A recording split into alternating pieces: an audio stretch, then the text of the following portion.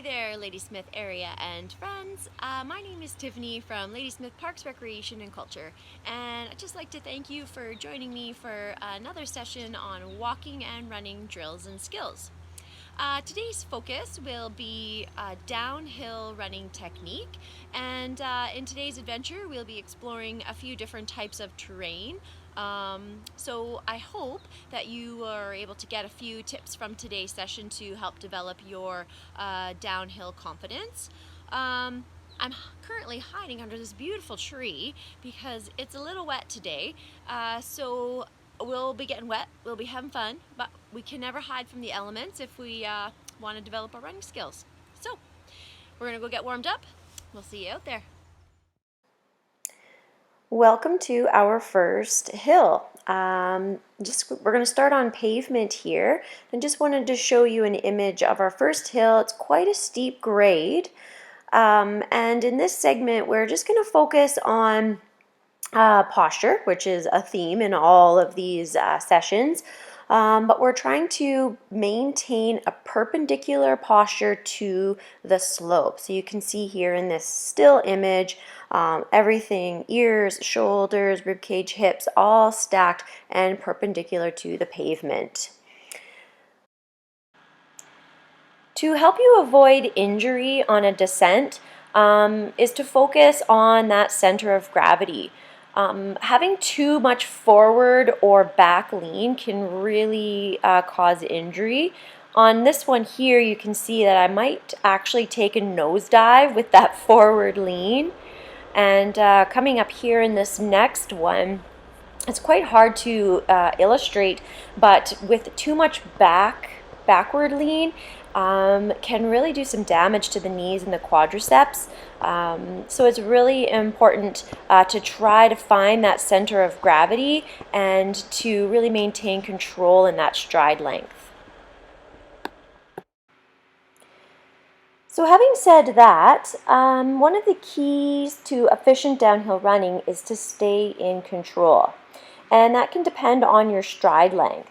So you want to start with a shortened stride length and increase your turnover. When you begin to feel in control, you can just gradually lengthen your stride. And if you feel like you are getting out of control again, you shorten it up, or as I'm doing here in this next, take a couple little skips to keep the feet close to the ground. And then when you regain control, you can fall back into that stride where you are in control. Moving on to the trail, the image on the left is quite cruisy, very flowy, not such a gruesome descent, versus the image in the middle and on the right, which are really steep and lots of things to look out for, lots of stimuli to be aware of. If you look at the middle image, you can see in the backdrop there the slope, how steep that grade is. So the one on the left we would call runnable, and the middle and the right would be very tricky or not so runnable. Okay, our first descent is from the image on the left. It's quite flowy, not too many variables in the way, and it's actually not even as steep as our pavement descent. So we're able to stay in good control, good stride length, good posture, and in this grade here, we actually have the ability to pick up a little bit of speed.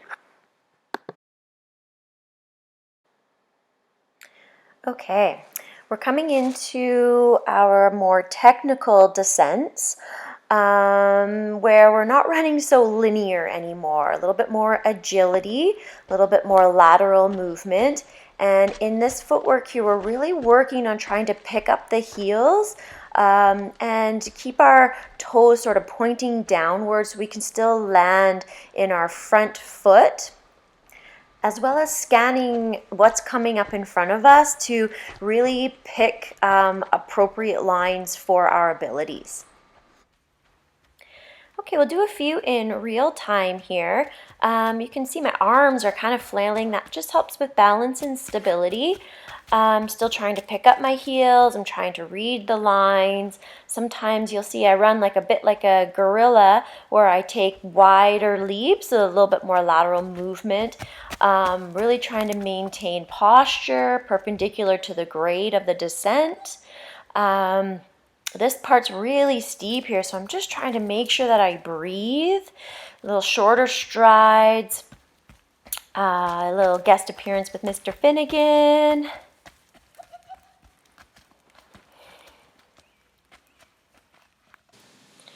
All right, one last one with Todd here. And this fella's just so quick on the descent. I had to really put it into slow motion here. But I just really wanted to emphasize how he's keeping his feet low to the ground. He's still perpendicular to the grade of the hill, and he's really relaxed in his upper body especially, and the knees. Like keeping the knees nice and loose as well will help you in those descents. Okay, I just wanted to finish up here by taking a look at a couple of these hill images here and just emphasizing the importance of training downhill just as much as uphill to improve your running performance. If we just look straight at the middle image there, you can see how steep that is. Choosing a grade like that will take a lot of practice and time to work up to. And working on a hill like that can really cause some hesitation, and you want to be really confident at your downhill skills to be able to work with gravity to keep the body relaxed and keep the knees soft so that you can just kind of float down that hill.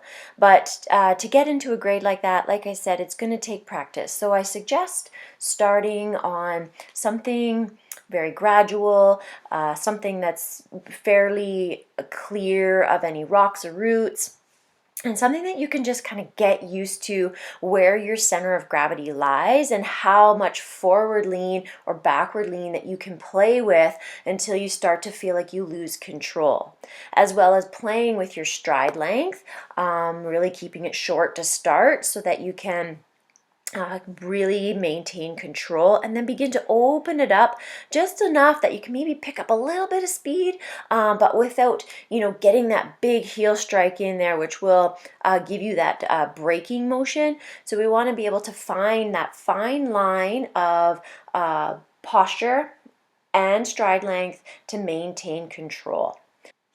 And although you are still trying to work on getting that forefoot strike, you want to really try to avoid slapping at the ground.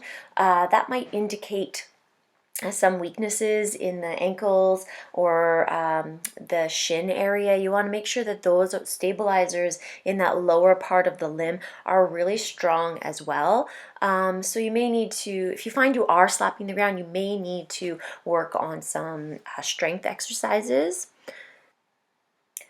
I hope you have picked up a couple tips that can help improve your running downhill confidence and your overall running performance. Again, please don't hesitate to surrender to gravity. In doing so, that will help you learn where your body mechanics need to be on each grade in order to maintain control.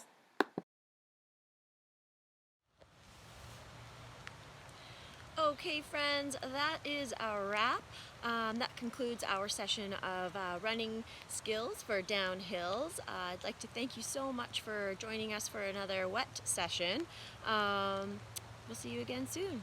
Stay healthy, stay safe, wash your hands, #isolation recreation. See you next time.